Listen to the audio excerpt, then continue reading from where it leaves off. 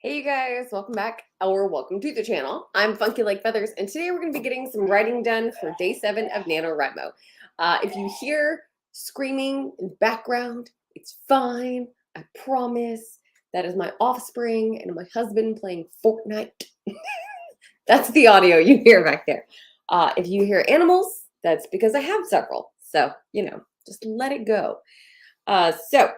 Tonight we're going to try to get some words done. We're going to try to write a little bit for Nano because his word counts are not going to write themselves.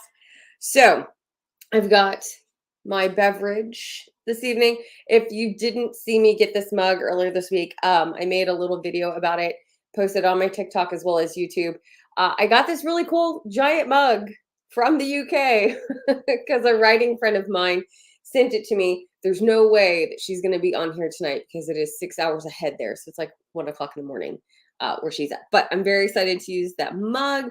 I made some tea because the weather here is nasty. And, welcome to South Texas. Hello, Rubina. So I am trying to stay preemptive as far as staying healthy because with the weather that we have down here in South Texas, it's very easy to get sick in November.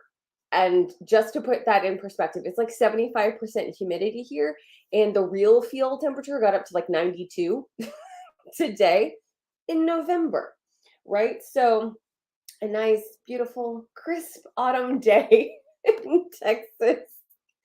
Real feels about 92 degrees Fahrenheit, I should clarify. So yeah, not the greatest of weather going on. And like last week, we had some really nice weather last week. It was a little chill in the air. It was beautiful. So with all of the weather going insane, I tried to drink this tea as often as possible during this season. I also have a video on my YouTube channel specifically about this tea that I make. And yes, it was 58 on Saturday. It's a little warmer than that today. But yeah, I drink this tea in the fall every single year just to like try to help myself stay healthy. So that's a fun video. Go check that out. It's like how to stay healthy in the office or something like that. But yeah, and this mug is nice and large, it's about the size of my head. And I think it was last year or the year before, I actually sent her a mug it says Texas and it has like a map inside. And I made sure to like go buy Buc-ee's and get a bunch of really obnoxious Buc-ee's stuff and send it to her. So my friend in the UK has a bunch of Texas stuff because, she needs that, right? Everybody needs Texas stuff. I don't think people realize how fanatical Texas people are. I don't think that they quite understand or grasp that. And that's one of the things I wish was in books more when they do mention Texas. I do wish that they kind of mention things like that. Like the Inheritance Games trilogy, it's this series right here from this green one with the gold and then the 2 black ones. That trilogy takes place in Texas. And the main character is not from Texas. So if you have characters coming into a state like Texas where people are literally fanatical about the entire thing, some of those little weird things need to be mentioned, right? There's only like one character in there who has a little bit of a twang when he speaks. And other than that, there's no mention of, HEB, Whataburger. There's no mention of, especially because the main character was moving from another state. I think it was like Tennessee that she was moving from and down into Texas. Sometimes there's certain things around the house that will be different in Texas. One of the things I've noticed with online students who are up north compared to here in Texas, the air vents that they have are in the floor, which is weird to me. People have basements in other states. We don't have that here. Okay, there's so much groundwater that you can dig a hole in your backyard and find water. You're going to get to mud real soon. Okay, we have clay just a couple of layers down, right? So there's not a lot of basements down here in Texas. Also, our air vents are in the ceiling because we're not so worried about getting cold air in. We just want to get the hot air out. Okay, so that's some of the little things that people don't realize. But there's stuff like that that matters. Especially if you have like a character vacuuming and they go over an air vent, like that doesn't make sense to me. The floors are floors here. There's no vents in the floors. I don't understand that concept. Why? And a radiator. We don't have radiators. Those are in our cars. We don't have radiators in the house. Like, Northerners need to know this. This is not something you find in the South. Apparently in northern states, like, people won't have air conditioners. This happens apparently in California as well, especially with the giant heat waves that we had this past summer. Apparently people didn't have AC units. I don't understand that concept. Okay, so when you're writing about your characters, let's keep those things in mind. Just, random things like that. So yeah, it's just, in case you wonder where my head goes sometimes, that's some of the behind the scenes information there. I'm just kidding. That's not all the stuff that goes on behind the scenes. However, if you do want to know what goes on behind the scenes here, I do have a Patreon where I do post quite often about other stuff that happens behind the scenes. So there's a ton of stuff on that platform. There's also the Book Nerd University. And so we're reading this month, For the Wolf, and I'm so excited. It's going really well. Does everybody do this, or is it just me? When you do you want to see where my bookmark is? It's right there. Does everybody do that? Where, like, you check your progress on the top? Am I alone? Yeah. But I'm about a third of the way in. I'm really liking it so far. So yeah, it's been a lot of fun. If you want to get in on Book Nerd University for November, there's still plenty of time.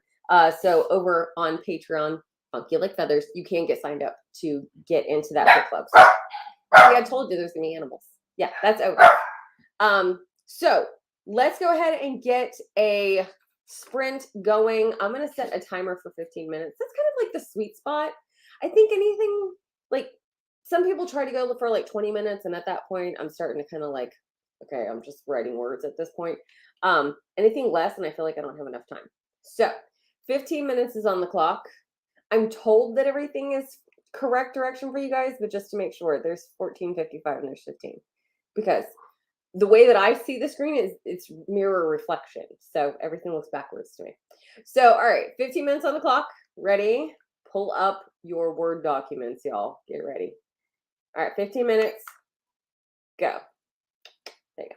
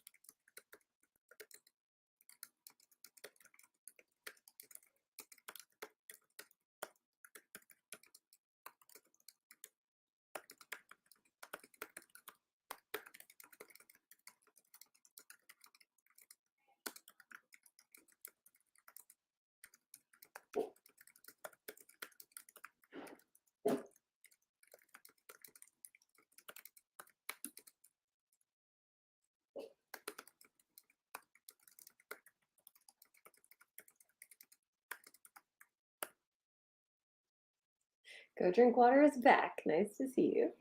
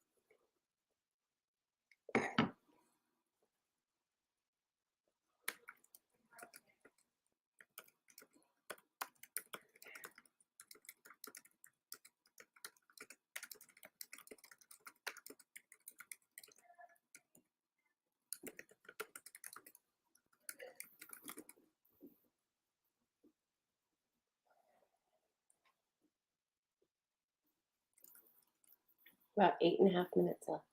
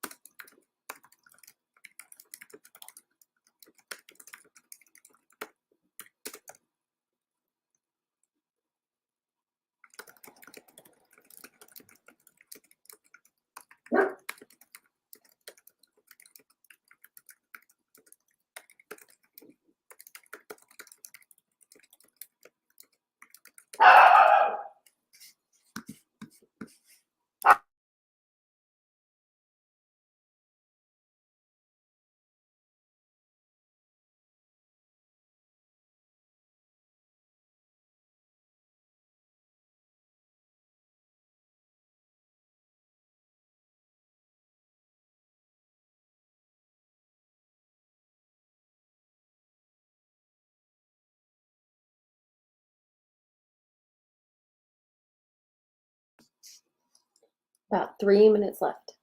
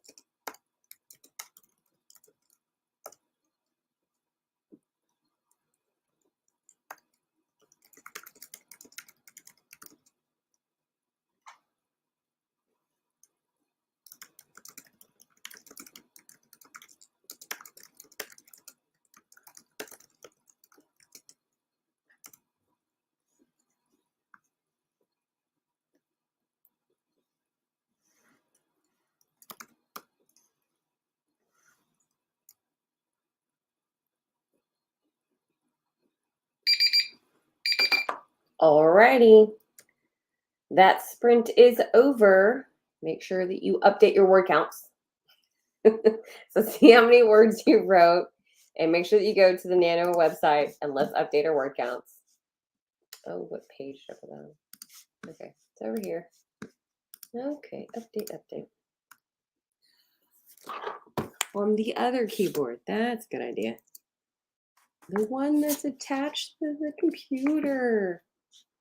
Does anybody else do that? Is anybody utilizing multiple devices and then forgetting which device they're actually typing on? Does that happen? Did you push delete by accident? I did. Ooh, Rubina, 416. Nice. I'm telling you, man. I don't know. And it's so. Okay, let me get the words. Okay, so last Friday, when we were at IHOP for the weekly meetup on Friday, a conversation came up about how one of the Rymos in the room thought it was a good idea to pretty much write like 10K for the most part during all of Nano. And then the last day, he wrote like 40K in one day. And all of us were like, do tell, kind sir, how you made such a feat possible.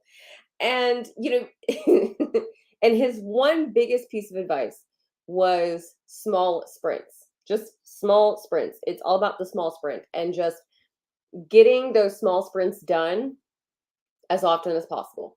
And that those little small sprints add up. And I have to say, that is one of the biggest things that I have learned throughout all of this. If you're wondering who it was, his name is Ed. I will let that cat out of the bag. That is Ed. He is really, really good at a lot of different things when it comes to writing. And so it's always intriguing to see everybody's different method to the madness behind the scenes, of course. And that's kind of one of the things that I mean when I talk about how interesting all this stuff is, or why we do certain things the way that we do. And trying to have the conversation about, like, how do you get out of writer's block? That conversation came up again today on one of the Facebook pages for my region, is that people are asking. And that was one of the questions that we discussed on Friday as well in person, which I'm so glad that we have in-person meetups again. So yeah, people were asking. No, it wasn't Phil. Phil is Mr. Murder. He will tell you how to kill somebody. Because he always writes about killing people. And literally when he walked into the room, we were like, oh, it's Mr. Murder. And he was like, oh, I didn't kill it. Oh yeah, I did kill someone today. I was like, see, that's what I'm talking about. But yeah, Ed he's really good at also explaining different ways of creating conflict in your stories. That's one thing I look forward to in Ed's stories. He also has really good descriptions on some things. So like, because of Ed's stories, I will never look at gloves the same way again. Just because of how he described them so viscerally in this one story that he wrote. And it was creepy. But it was great. It was a great scene. And all of us were like scarred for life. And it's amazing. Because that's one of the things that you look forward to when you're reading a book, right? And that's what I think is so funny, especially in the book community, in the reading community. People will come up to you with a book and be like, oh my God, this just ripped my heart out. You've got to read it. And even though it seems like a terrible idea, it's one of those things that they're sharing that experience with you. And it's actually out of love that they're sharing that with you. And that's amazing. And so when you find writers who have different aspects like this, who have knowledge to share and have a way to get you through this, it's just awesome. And I love seeing this community build. So yes, Ed was talking specifically about these small sprints and how powerful they can be, especially because they add up so quickly, right? And I mean, I've done a few 10Ks in a day. And if you've never attempted a 10K in one day, I encourage you to do so. It's a fun challenge. If you think nano is crazy, try a 10K. I don't mean running. I mean, you're writing 10,000 words in one day. I can get it done in a solid day because I can write more than 1,000 words, usually in about 20, 25 minutes. I can usually churn out about 1,000 words, but I have to really be on a roll. So if you guys can't hear me typing, I do type rather fast. So during that 15 minutes, I did get 799 words. That was my word count for 15 minutes. So I do type rather fast. There's a lot of practice that goes into that, obviously. There's other methods that people use. Some people use talk to text. My issue with the speech to text is that the grammar isn't included. And y'all, as a freelance editor, I just can't. So I have to type all of that kind of stuff into it. But it really does come down to little sprints. So that's why, even when we're talking about sprint length, and I'm like, 15 minutes is about right, because any longer on one continuous amount of time, and I feel like my brain kind of starts to get a little mushy. There are other writers who, and there's tons of videos out there, right? Like, has everybody heard of the Pomodoro technique? Like, have you heard of this? Right? I came across it last year, the year before, I want to say. Rubina, yes, I spend more time correcting grammar than it would have taken me to type. Exactly. So that's why I just go ahead and write it down. So the Pomodoro technique, I found out about. Apparently Pomodoro, I know I'm not saying that like nice.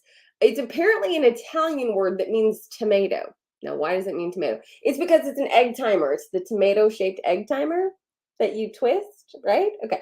All right. So just follow this train of thought with me. Ready? Shoot, shoot, we're going on this train of thought. All right.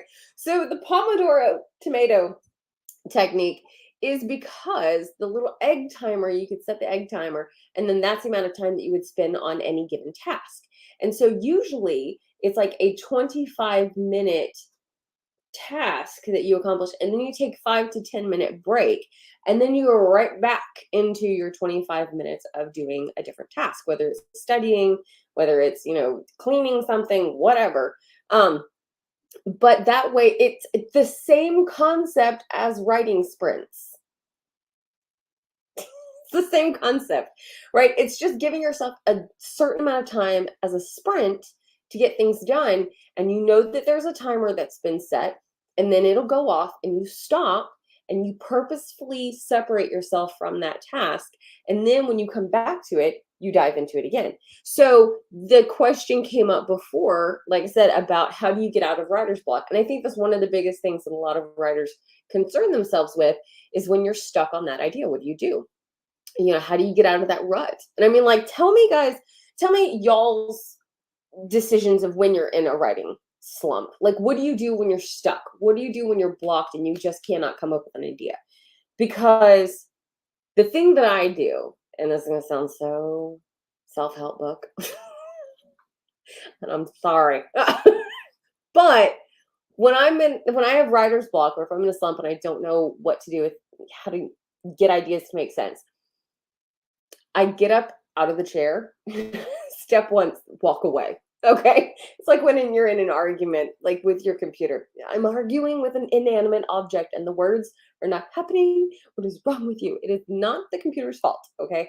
I walk away. I get away from the computer, and I will usually either go out for a walk, like literally, or I will go to the gym, because it gets the blood pumping, gets my muscles working. I get to just kind of shift back into trainer mode, which, if you didn't know, I was a personal trainer for 6 years, boot camp instructor, the whole ordeal.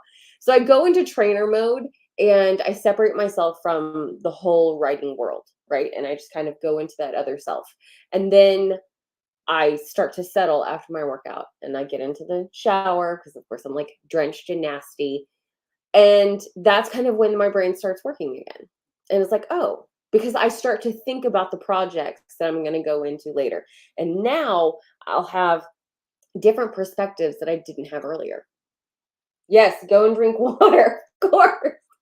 Of course, go drink water. You need to stay hydrated, because when you're working out, you stay hydrated. Right there. Hydration. Always get your water, right? Making sure you stay hydrated, because remember, you guys, this is part of the reason I've been pushing so much for you guys to take care of yourself during November. It gets really crazy in November, like just in general. Just in general. That's why I said, that's why I made my tea. I know that, like, the weather gets nasty. You're more likely to get sick during this time of the year. You're dealing with a bunch of people you wouldn't be dealing with otherwise during this time of the year. People are traveling. Just take care of yourself. So yes, like getting up, getting outside, staying hydrated, moving, anything to get out of the funk. Take a nap. Take a nap. Because it'll get your mind to start relaxing. And that's part of the reason, because we all joke about it all the time, that if you can't think of something, or you can't remember that band that you were talking to your friend with earlier, and go to sleep. You'll remember it at the most inopportune time, and they'll be like, oh my god, that's right. That's why we say, like, go ahead, take a nap, right? It's those little things like that where you take care of yourself. You're not paying attention to overly focusing on the issue, so you allow your brain to work how it's supposed to. I also bake. I cook. Make a lot of stuff. Yesterday I made some protein bars. Pumpkin. I made some pumpkin protein bars yesterday, and they're amazing. My kid loves them. So I made those. I also made banana bread, and I sauteed up some potatoes with onion and garlic so that they're ready for meals. Remember that batch cooking we were talking about? That's what I did yesterday.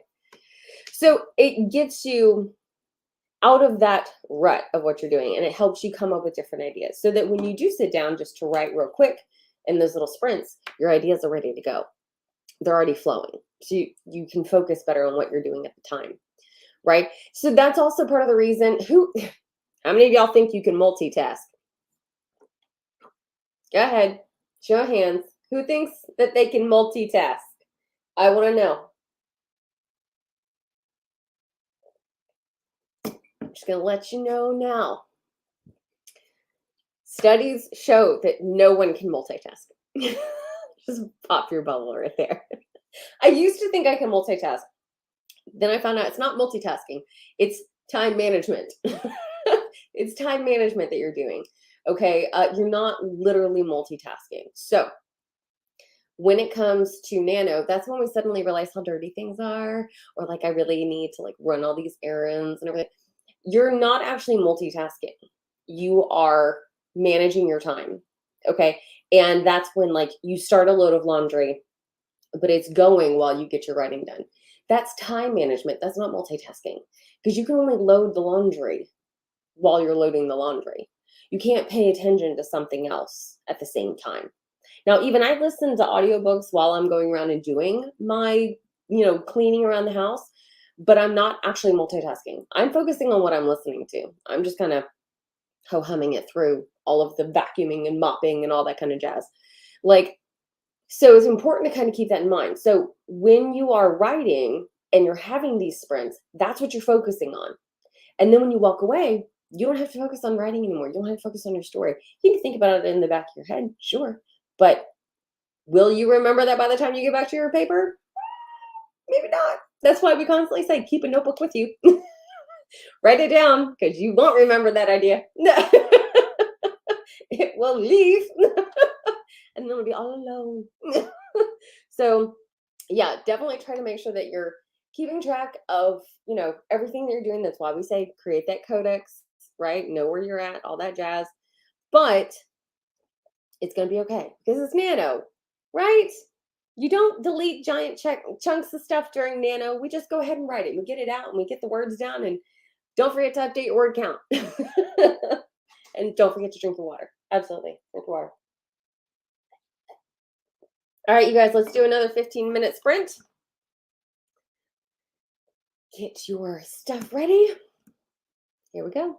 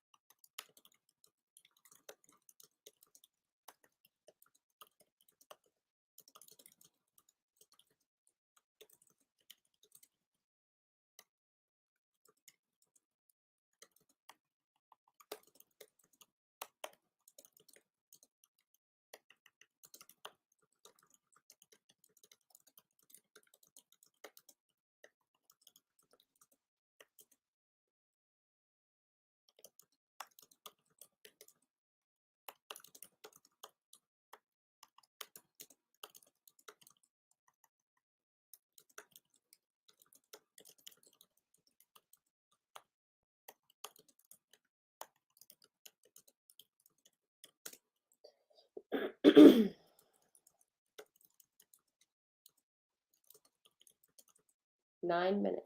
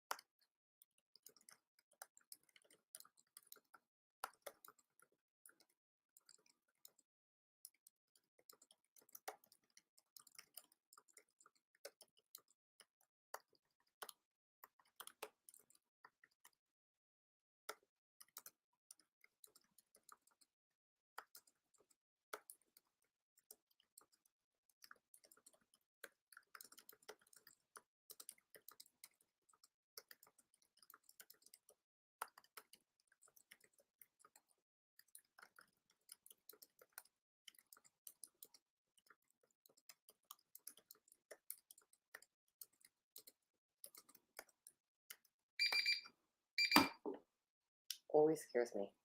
Doesn't matter. All right, finish your sentences.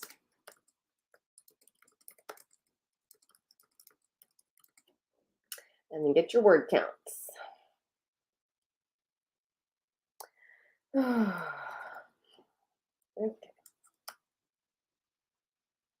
Getting word count.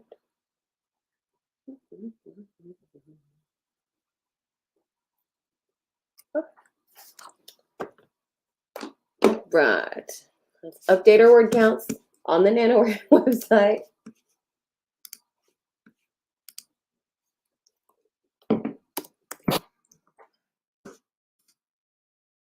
Okay, good. I tell you what, man, those graphs on the website are so helpful. So helpful. There's something about being able to see the graphs and knowing how far along you are. That kind of communication that I just really need when it comes to Nano. Which graph do you prefer? Because they have two different kinds of graph. They have your daily word count graph, which I don't know, that one can get a little dicey because if you have like a really good day or if you do a 10K in a day, the graph shoots up. And then on the days that you don't get that many, it looks so sad because the little line graph is so much lower.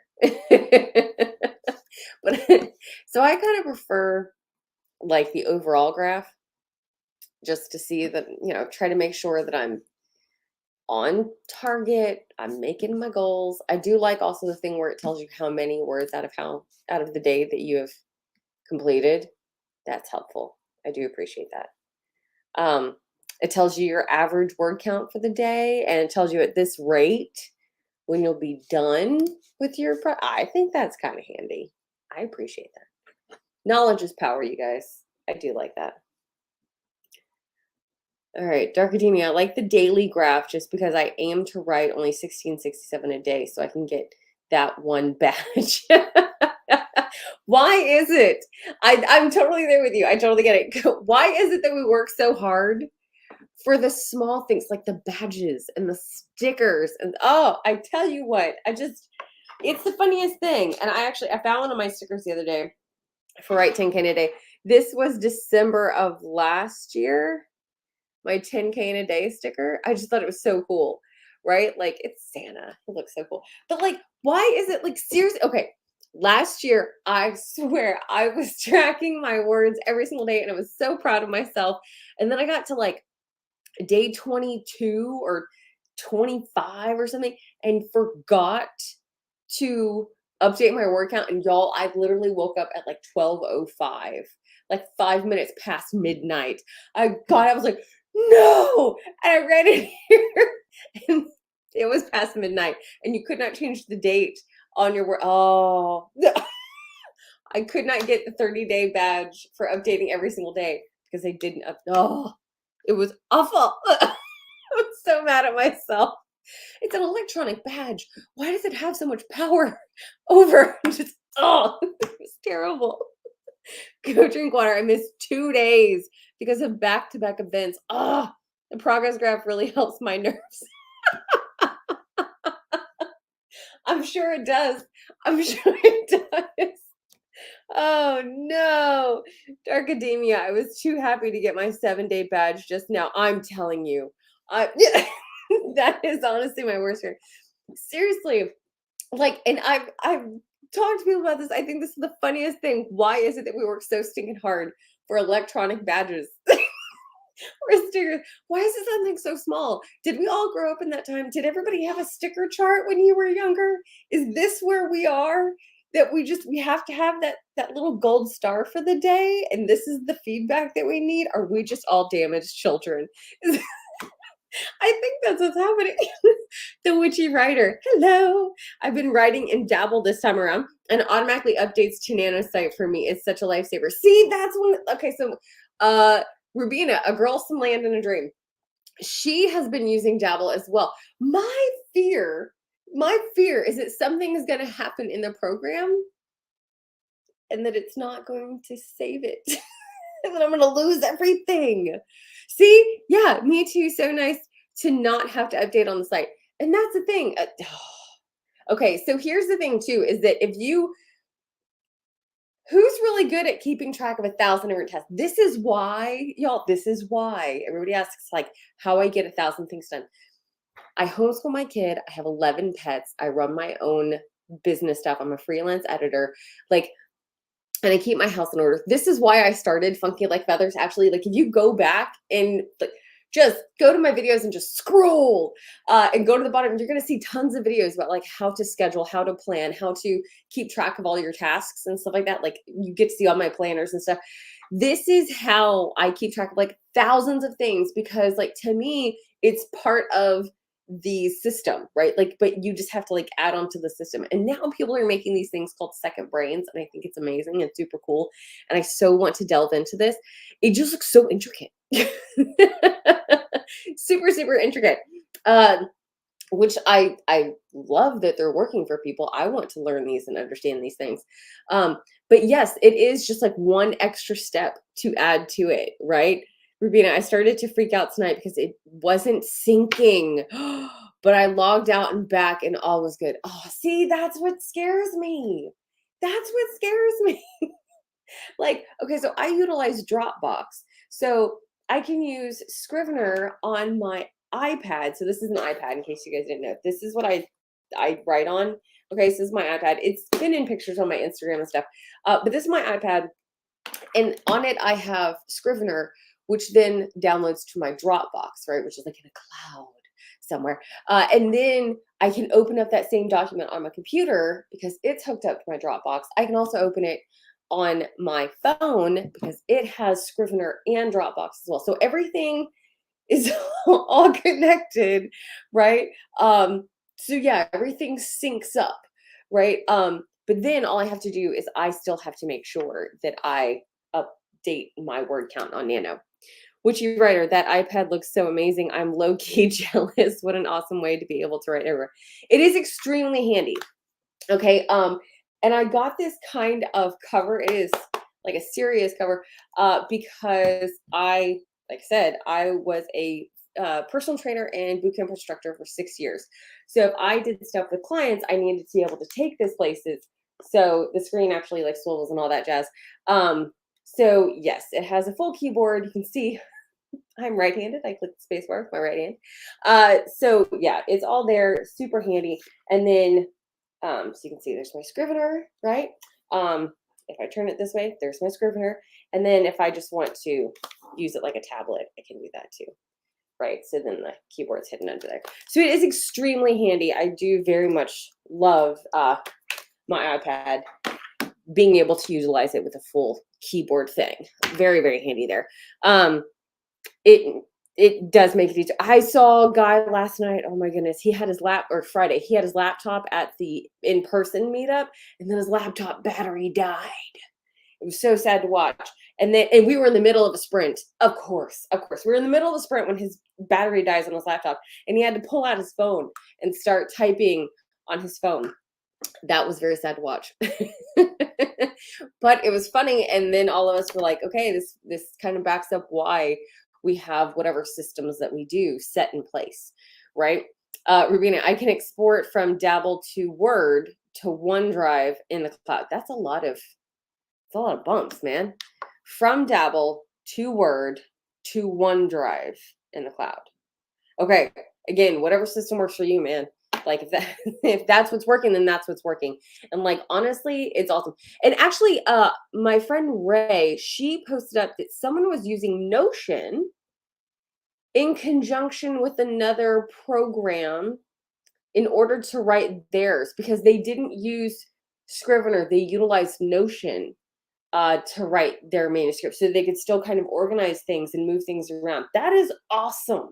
Like it is so cool how people are starting to figure out these different systems to utilize. I'm so excited. Word is based in the cloud. All right, perfect. Perfect. Yeah, like seriously, whatever system.